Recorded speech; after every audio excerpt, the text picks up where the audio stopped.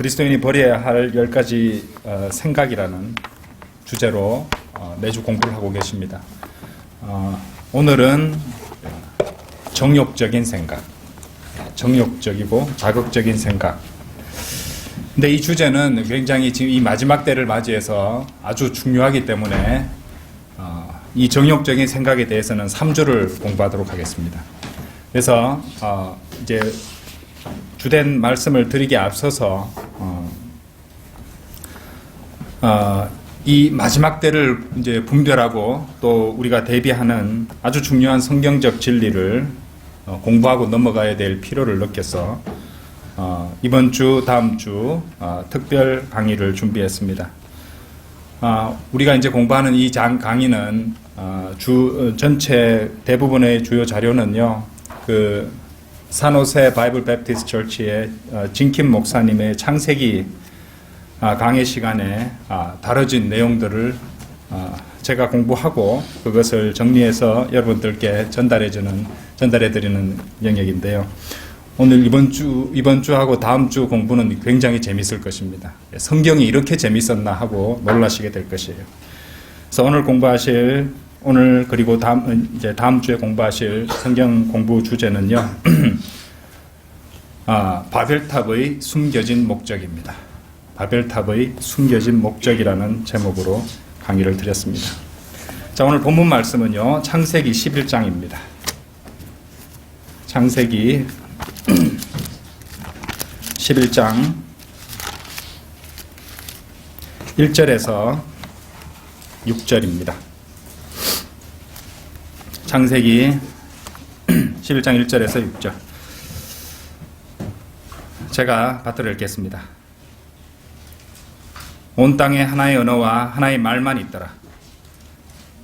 그들이 동쪽으로부터 이동하여 시날 땅에서 평원을 만나니 거기에서 거하였더라. 그들이 서로 말하기를 가서 벽돌을 만들어 단단하게 굽자 하고, 그들은 벽돌로 돌을 대신하고 역청으로 회반죽을 대신하였으며, 또 그들이 말하기를 가서 우리를 위하여 성읍과 탑을 세우되 탑 꼭대기가 하늘에 닿도록 하여 우리의 이름을 내자. 그리하여 우리가 온 지면에 멀리 흩어지지 않게 하자 하더라. 주께서는 사람의 자손들이 세우는 성읍과 탑을 보시려고 내려오셨더라. 주께서 말씀하시기를 보라, 백성이 하나요 그들 모두가 한 언어를 가졌기에 이런 일을 시작하였으니 이제는 그들이 하기로 구상한 일은 아무것도 막을 수 없을 것이라. 바벨탑의 숨겨진 목적에 대해서 말씀을 드리겠습니다.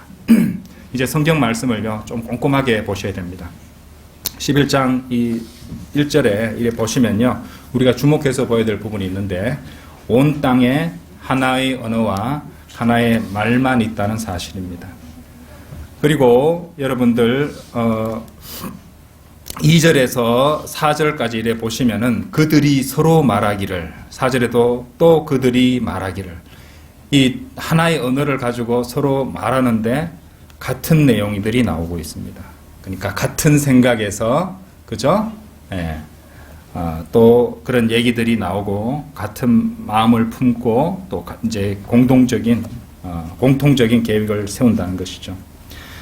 그러니까 이제 생각이 얼마나 중요한지 우리는 또 여기서 말과 생각 이런 것들이 얼마나 중요한지 또 한번 생각해 볼 그런 대목이라 할 수 있습니다. 그들은 서로 흩어지지 않기 위해서 하나의 언어, 또 하나의 종교, 하나의 왕국을 건설하려고 하는 것입니다. 사람들은 보통 이 바벨탑을 두고 이렇게 고대인들이 무식하게 하늘에 이렇게 닿으려고 높은 탑을 세우려 했던 이런 시도라고 생각하기 쉽습니다. 그냥 무식하고 어리석은 고대인들의 무모한 시도. 그런데요, 우리들만 그렇게 생각하지 하나님께서는 그렇게 생각하지 않으셨음을 우리는 이 말씀을 통해서 알 수 있습니다. 5절 보세요. 주님께서는 사람의 자손들이 세우는 성읍과 탑을 보시려고 내려오셨더라. 주께서 말씀하시기를 보라, 백성이 하나요 그들 모두가 한 언어를 가졌기에 이런 일을 시작하였으니 이제는 그들이 하기로 구상한 일은 아무것도 막을 수 없을 것이라. 어떻습니까? 주님께서는 이것이 실행 가능성이 있다고 판단하신 것입니다. 그렇죠? 우리만 그렇게 생각하는 것이에요. 자, 이제 이제 과학을 갖다가 내세우는 인간들이 이렇게 얘기합니다. 이게 아무리 높이 쌓아봐도 올라가다 보면은 공기도 희박해지고, 예, 알아서 포기하게 될 것인데, 왜 하나님께서는 굳이 귀찮게 내려오셔야 했을까? 고대인들은요, 확실히 무엇인가 사악한 시도를 하고 있었다는 것을 우리는 알아야 됩니다. 6절 말씀대로 구상한 일, 상상한 일을 막을 수 없을 것이라고 하나님께서는 친히 말씀하신 것입니다. 자, 여기서 하나님의 말씀이 어디로 우리를 인도하는지 잘 보십시오. 구상이라는 단어가, 이 한글 구상이라는 단어가 영어로 imagine입니다. imagined. 영어 킹제임스 성경 imagined입니다. imagine을 찾아보면요, 창세기 6장이 나옵니다. 가보시죠. 창세기 6장 4절입니다. 네. 4절 5절. 그 당시의 땅에는 거인들이 있었고 그 후에도 있었으니 즉 하나님의 아들들이 사람의 딸들에게로 들어와서 그네들이 그들에게 자식을 낳았을 때며 그들은 옛날의 용사들로 유명한 사람들이 되었더라. 하나님께서 사람의 사악함이 세상의 창대해짐과 그 마음의 생각의 모든 뭐가 나옵니까? 상상이 나오죠? 예, 상상이 계속해서 악할 뿐임을 보시고 imagination입니다. 그렇죠? 예, 구상한 거, 상상, 공이 쓰인 단어가 imagine이라는 단어였어요. 그러니까 이제 인간의 상상과 구상의 사악함과 하나님의 아들들의 타락이 연관되어 나타나는 것입니다. 그러니까 이거 이제 우연히 하나님께서 그런 단어를 선택해서 그렇게 기록해 두신 것이 아니라는 것을 우리는 알아야 되는 거죠. 우리 그런 마음가짐으로 한 단어 한 단어를 갖다가 귀중하게 우리를 갖다 진리로 인도해 주시는 그런 등불처럼 생각한다면요, 더 놀라운 진리로 인도해 주시는 것입니다. 자, 그래서 바벨탑 건설자들은 진짜 하늘에 닿을 가능성을 염두에 두고 공사를 시작했다는 전제하에서 출발하도록 하겠습니다. 그리고 그것을 성경으로 증명하겠습니다. 자, 1차적으로 우리가 알 수 있는 것은 이제 그런 하늘에 이르고자 하는 마귀적 생각이 분명 하나님의 아들들과 모종의 연관성을 가지고 있다는 것을 우리가 일단은 알고 있어야 되겠습니다. 그러면 어떻게 물리적인 탑을 세워서 하나님께서 계시는, 그렇죠? 셋째 하늘까지 도달할 수 있을까? 우리는 생각하기에 이제 우리가 이제 볼 수 있는 그런 첫째 하늘 또 다 이렇게 커버할 만큼 건물을 세울 수 없는데 우주는 더욱더 우리가 생각할 수 없을 정도로 광대하고 크지 않습니까? 그러니까 우리 과학 교육을 받은 우리의 사고로는 그것이 전혀 불가능하다고 생각을 할 수밖에 없다는 것입니다. 근데 성경은 그것의 가능성에 대해서 우리에게 알려주십니다. 자, 이제부터 차분히 한번 찾아가 보도록 하겠습니다. 바벨탑의 숨겨진 목적을 탐색함에 있어서 우리는 바벨탑 건설 당시에 온 땅에 하나의 언어만 있었다는 사실을 중대한 실마리로서 활용할 것입니다. 성경은 우리가 인정하는 바 미리 일어날 일들에 대해 미리 기록된 역사책이죠. 그래서 실로 머지않은 장래에 하나님께서 이 천년 왕국을 세우실 것인데 이때 이 땅에는 오직 하나의 언어만 있게 될 것입니다. 그리고 지상과 천상이 서로 교류하기 위해서 높은 곳에, 높은 산에 이제 일종의 경배센터격인 그런 성전이 세워지게 될 것입니다. 자, 그것이 바벨탑과 어떤 모종의 연관이 있다는 것이죠. 스파냐 3장 한번 열어보십시오.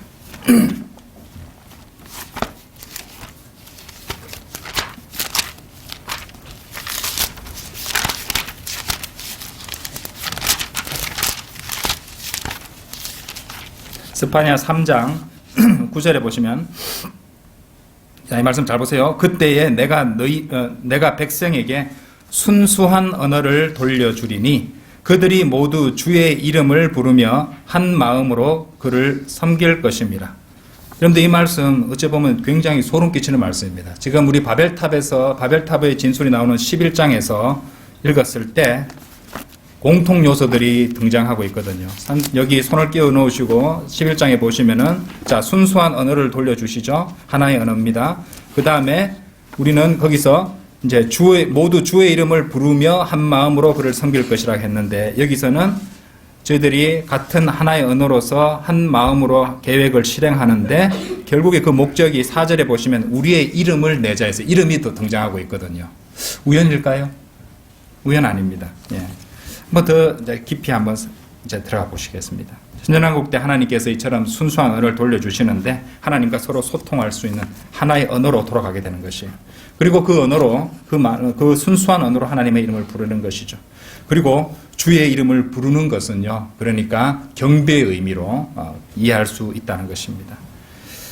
바벨탑의 건설과 관련하여서도 하나의 언어와 이름이란 요소가 등장했죠. 예, 이름을 낸다고 그랬어요. 11장 4절에서는. 이름을 낸다는 것이 무엇을 의미할까요? 자, 우리가 방금 읽으신 스파냐서 3장 9절에서는 주의 이름을 부르는 것이 경배를 의미함을 알게 되었어요.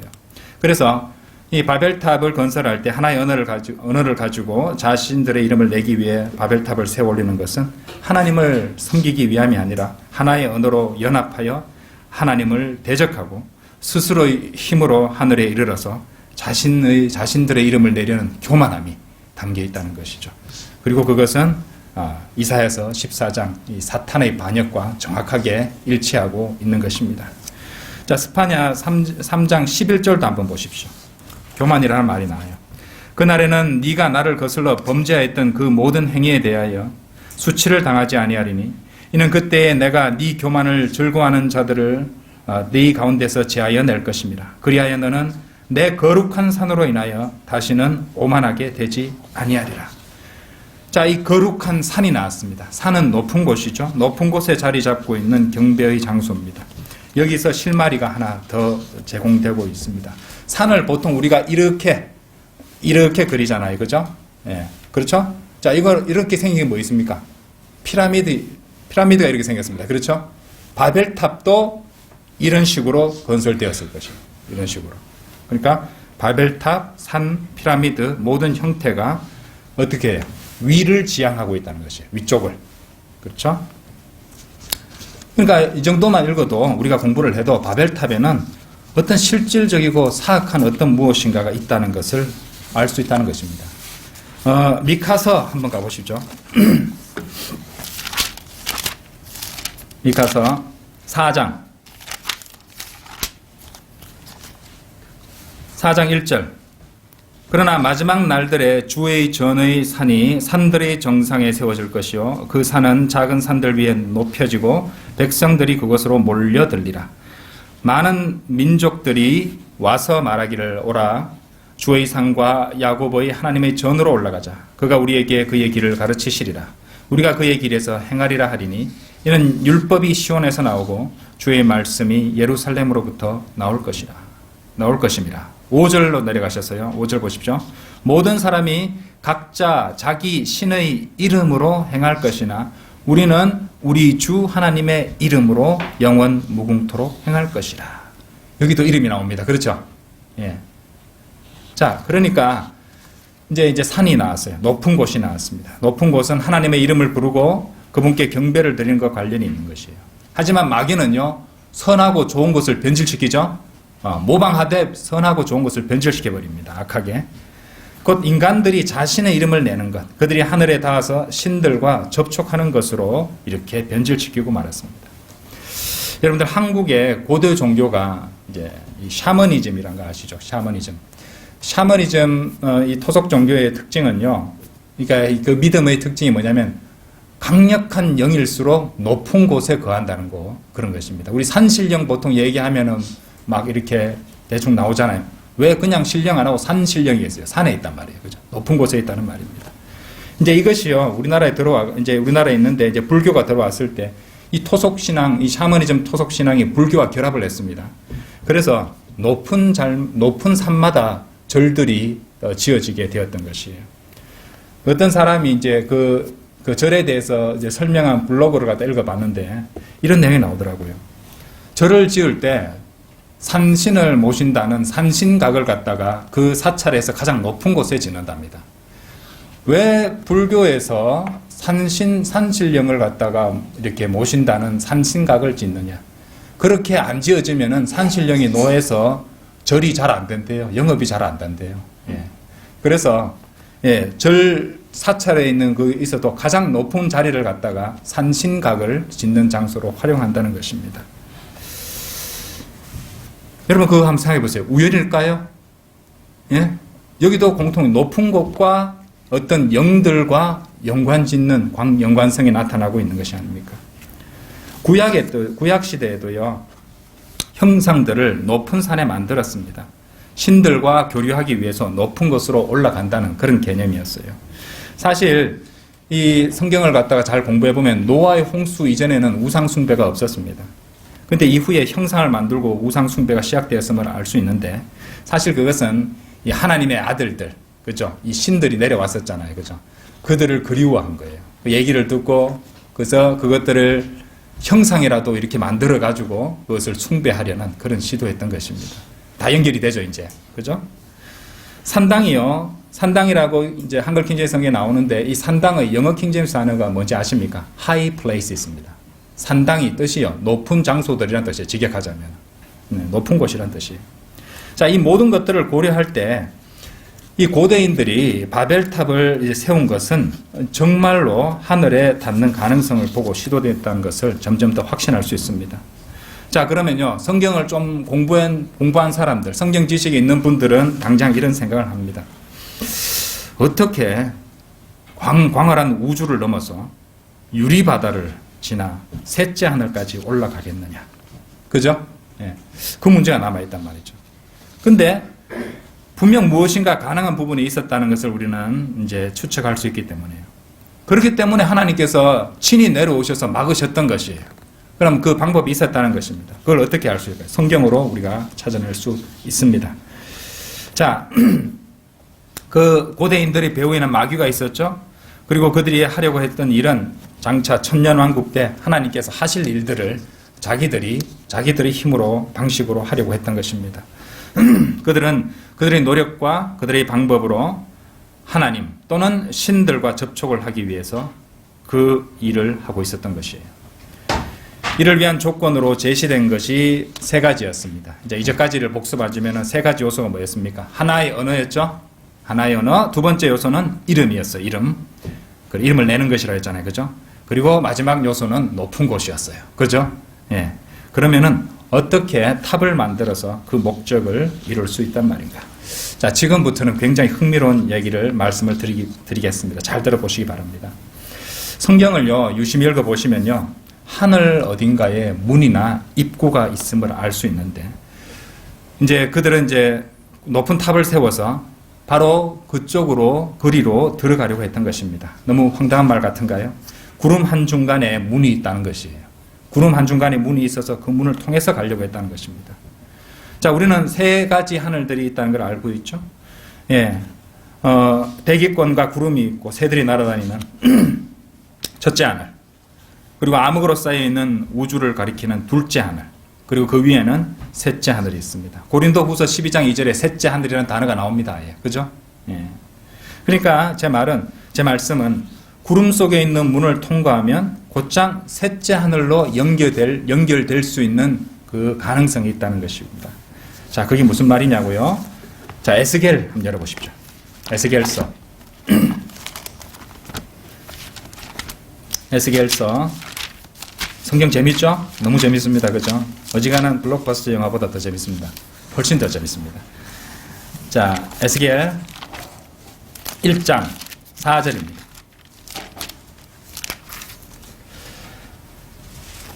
내가 보았더니 보라, 북쪽에서 회오리 바람과 큰 구름이란 단어, 구름과 불덩이가 나오는데 그 주위에 광채가 있으며 그 가운데 불 한가운데서 나온 것은 황갈색 같더라. 5절, 또 그 가운데서 네 생물의 모습이 나오는데 그들의 생김새는 이러하더라. 그들은 사람의 모습을 가졌으며 하고 이제 나옵니다.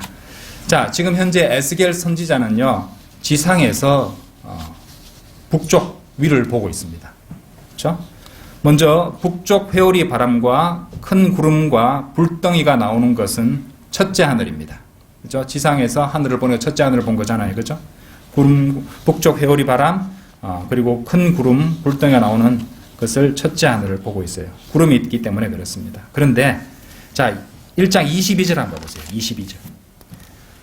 그 생물의 머리들 위에 있는 창공의 모습은 두려운 수정의 색깔 같아 그들의 머리들 위로 펼쳐졌더라. 그 창공 아래에는 생물들의 날개들이 서로를 향하여 곧게 펴 있고 각기 두 날개를 가졌는데 그것들로 그들의 몸 이쪽을 덮었으며 또 각기 두 날개를 가졌는데 그것들로 그들의 몸 저쪽을 덮었더라. 그 생물들 머리 위로 두려운 수정입니다. 수정. 우리는 알죠. 유리바다, 기품의 표면인 유리바다가 나오고 있습니다. 그것을 통과하면은 셋째 하늘이잖아요. 그러니까 분명히 이 생물들은요, 셋째 하늘 바로 아래에 내려와 있는 것이에요. 그렇죠? 셋째 하늘 바로 아래에 내려와 있는 것입니다. 자, 여기 에스겔서 1장 펼쳐 놓으시는데 손을 끼워 놓으시고, 자, 요한계시록 4장 한번 봐보십시오. 요한계시록 4장 한번 보십시오. 자, 요한계시록 4장 6절 보십시오. 보좌 앞에는 뭐가 나왔어요? 수정이 또 나왔죠. 그죠? 보좌 앞에는 수정과 같은 유리바다가 있고 그 보좌 가운데와 그 보좌 주위에는 앞뒤로 눈이 가득한 네 짐승이 있더라. 보셨습니까? 방금 우리가 좀 전에 읽으셨던 에스겔 1장의 내용과 일치합니다. 그렇죠? 예. 수정과 같은 유리바다. 예. 자, 다시 에스겔서 1장으로 돌아오셔서 26절, 28절 보십시오. 26절 에스겔서 1장 26절 그들의 머리 위에 있는 창공 위에는 보좌의 형상이 있는데 사파이어의 모양 같고 보좌의 형상 위에는 그 위로 사람의 모양같이 생긴 형상이 있더라. 27절 내가 보니 그의 허리의 모양 위로부터는 그 안을 두르는 불의 모양 같고 황갈색 같으며 그의 허리 모양 아래부터는 내가 보니 불의 모양과 같이 생겼는데 그 주위에 광채가 나더라. 28절 잘 보세요. 비 오는 날 구름 속에 있는, 구름이라는 단어 잘 보세요. 비 오는 날 구름 속에 있는 무지개 모양처럼 그 주위의 광채의 모양도 그러하더라. 이것은 주의 영광과 같은 모양이더라. 내가 그것을 보았을 때 엎드렸으며 말씀하시는 한 분의 음성을 들었더라. 28절에서 에스겔 선지자는요, 구름을 통해서 하나님을 보고 있습니다. 그러니까 첫째 하늘에 있는 구름 속에 있는 문이 열려서 셋째 하늘까지 보는 상황인 것입니다. 놀라운 것 한 가지를 더 말씀드리겠습니다. 성경에는 실로 하늘의 문이라는 단어까지도 나옵니다. 자, 요한계시록 다시 4장으로 가시면요. 1절 한번 보세요. 1절. 요한계시록 4장 1절에 이 일 후에 내가 쳐다보니 보라 하늘에 한 문이 열려 있는데, 그러고 좀 문이라고 말씀하시죠, 그죠? 하늘에 한 문이 열려 있는데 내가 들은 첫 음성은 나팔 소리 같았으며 내게 말하 이르기를 이리 올라오라 내가 이후에 마땅히 일어나야 할 일들을 네게 보여주리라 하더라. 자, 땅과 하늘이 어떻게 연결이 되는가? 자, 창세기 28장 한번 가보십시오. 창세기 28장. 성경 왔다 갔다 합니다. 성경 정말 놀라운 책이에요. 창세기 28장. 예. 자, 28장. 잘 보세요. 12절. 그가 꿈을 꾸었는데, 야곱이죠? 그가 꿈을 꾸었으니 보라 사다리가 땅에 섰는데 그 꼭대기가 하늘에 닿았고 보라 하나님의 천사들이 그 위에서 오르락 내리락 하며. 그렇죠? 28장 17절로 한번 보십시오. 그가 두려워하며 말하기를 이곳이 얼마나 무서운 곳인가. 이곳은 다름 아닌 바로 하나님의 전이니 이곳은 하늘의 문이라 하였더라. 그러니까 하늘의 문이라는 단어가 실제로 성경에 나타나고 있다는 것입니다. 참고로 창세기 28장 방금 읽으신 부분의 내용은요, 이 천년왕국 때 이루어질 일이고요, 영원에서도 일어날 일을 예표하고 있는 사건이에요. 요한복음 1장 찾아보진 않겠습니다. 요한복음 1장 51절에서도 이제 예수님께서 친히 그것에 대해서 말씀하시는 내용이 나옵니다. 자, 우리가 이제 앞서 읽은 말씀들을 통해서 우리가 추가적으로 하늘의 문에 대해서 이제 공부할 때 추가적으로 고려해야 될 요소가 있는데 바로 그것이 구름입니다. 구름. 그죠? 이 우리가 구름을 이제 아주 이렇게 중요한 단어입니다. 욥기 36장 가보시겠습니다. 욥기 36장 27절입니다. 그가 물방울을 작게 만드시니 그 물방울들이 그 수증기대로 비로 쏟아지느니라. 구름은 수증기를 물방울로 만들어 사람 위에 많이 떨어뜨리는도다. 누가 구름이 펼쳐진 것이나 그의 장막의 소리를 알아들을 수 있으랴. 보라, 그분은 장막 위에 그의 빛을 펴시고 바다 밑을 덮으시는도다. 그것들로 그분은 백성을 심판하시며 그분은 풍성하게 식물을 주시는도다. 구름으로 빛을 가리시고 32절 그 중간에서 나오는 구름으로 빛이 비치지 못하도록 명하시는도다. 자, 특히 30절 말씀 다시 보세요. 바다 밑을 덮으시는도다 라고 말씀하셨어요. 이게 무슨 말인가요? 바다 밑을 덮는다니. 구름은 바다 위에 하늘에 있는 건데 바다 밑을 구름으로 덮으신다는 것입니다. 그럼 이 바다는 뭡니까? 지구상에 있는 바다가 아니라 거대한 물층인 깊음을 가리키는 것이에요. 우리는 깊음의 제일 윗부분이 얼어있는 유리바다라는 것을 알고 있죠. 욥기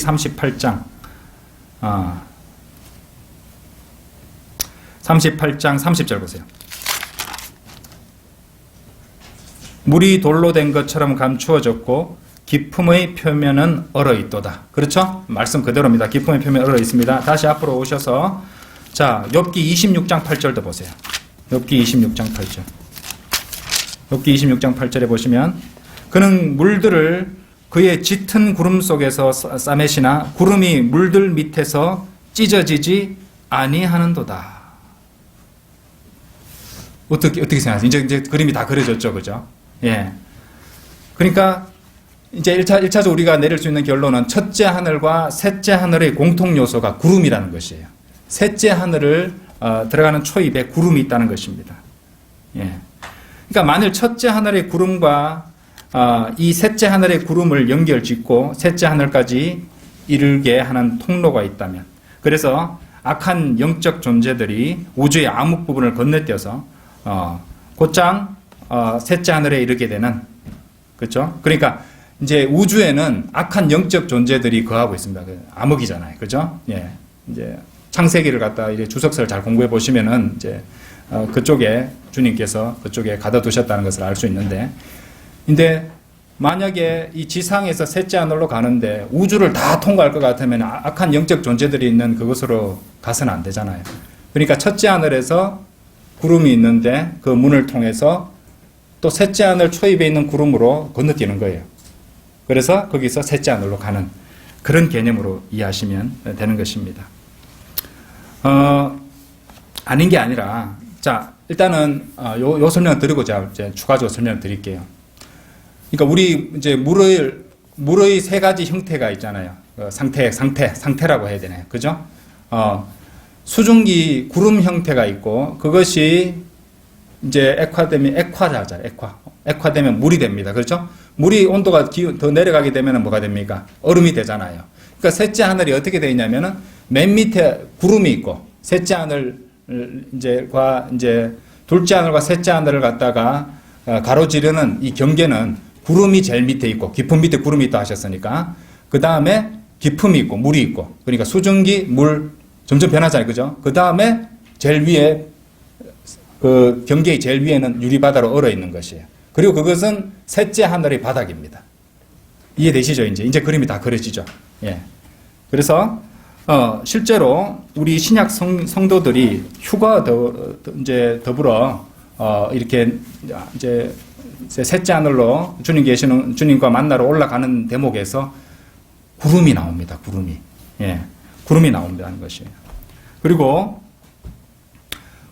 두 증인이 하늘로 올라갈 때도, 그리고 주님께서 부활하신 후에 승천하시고 또 재림하실 때도 빠지지 않고 등장하는 게 구름입니다. 우연일까요? 우연은 아닙니다. 자, 데살로니가 전서 4장 17절 제가 이제 시간이 없어서 읽어보겠습니다. 그리고 나서 살아남아 있는 우리도 공중에서 주와 만나기 위해 그들과 함께 구름 속으로 끌려 올라가리니 그리하여 우리가 영원히 주와 함께 있으리라. 그렇죠? 그리고 사도행전 1장 9절에서도 주께서 이런 일들을 말씀하신 후에 그들이 보는 데서 위로 들려 올라가시니 구름이 그들의 시야에서 주를 가리더라. 주님께서는 그 문을 통해서 셋째 하늘로 가셨겠죠. 예. 요한계시록 11장 12절에서도 그들이 하늘로부터 나는 음성을 들었는데 그들에게 말하기를 이리 올라오라 하므로 그들이 구름을 타고 하늘로 올라가니 그들의 원수들이 그들을 바라보더라. 마가복음 13장 26절에서도 그때 사람들은 인자가 큰 권세와 영광으로 구름을 타고 오는 것을 보더라. 마가복음 9장 7절에서 구름이 그들 위를 덮고 구름에서 음성이 있어 말하기를 이는 내 사랑하는 아들이니 그의 말을 들으라 하더라. 이 변형상에서 일어난 일인데요. 셋째 하늘에 있는 모세와 엘리야가 나타났다가 사라질 때도 구름이 있었어요. 이건 제가 이거 강의 듣고 스스로 이제 자료를 준비하다가 이것도 연관이 있지 않을까 하고 이제 제가 판단한 부분인데, 근데 산이잖아요, 또. 산이고 구름이 있고 셋째 하늘에 있던 분들이 왔다가 다시 갔거든요. 예. 그러니까 이 구름이 굉장히 중요한 요소라는 것을 알 수 있는 것입니다. 그리고 이제 출애굽기나 이런 데 읽어봐도요, 이제 하나님께서 주님의 임재와 하나님의 임재와 더불어서 출애굽기 19장 16절이나 출애굽기 40장 35절에서도 구름이 나옵니다. 예. 그래서 그런 것들도 모종의 관련이 있을 것 같습니다. 자, 쉽게 말해서 과학자들이 주장하는 개념 중에 블랙홀이라는 거 있죠. 블랙홀. 그죠? 그런 개념이라 생각하시면 돼요. 그러니까 그것을 통과하게 되면은요, 다른 차원으로 이동해버리는. 과학자들도 상상하고 영화도 만들어내는데 하나님께서 못하실 이유가 뭐 있습니까? 그렇죠? 둘째 하늘 끝 셋째 하늘의 초입에는 구름이 있고 그 위에 물청이 있고 기품의 표면이 얼어있는 유리바다가 있습니다.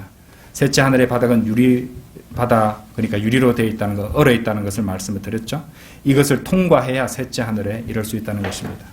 과학자들이 아무리 애를 쓰고 이제 황금으로 도금을 한 그런 고성능 망원경을 만들고 아무리 애를 써도 그 문을 찾을 수는 없지만, 이 고대 인간들, 바벨탑을 건설한 이 사람들은 하나님의 아들들과 접촉했던 이야기를 들었던 그 홍수 위에 살은 인간들은 그 기억과 상상과 구상을 통해서 창세기 6장의 일을 재현하려고 했던 것입니다.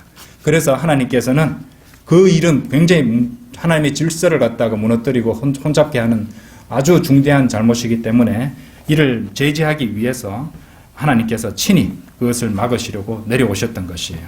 그것이 바로 창세기 11장 5절 6절이었어요. 주께서는 사람의 하늘 자손들이 세우는 성읍과 탑을 보시려고 내려오셨더라. 주께서 말씀하시기를 보라, 백성이 하나요 그들 모두가 한 언어를 가졌기에 이런 일을 시작하였으니 이제는 그들이 하기로 구상한 일은 아무것도 막을 수 없을 것이라. 어떻습니까? 성경 정말 놀랍죠, 그죠? 정말로 재밌습니다. 예. 우리 아이들도 성경이 얼마나 재밌는지 알면은 맨날 성경 보고 싶을 것이에요. 그렇죠?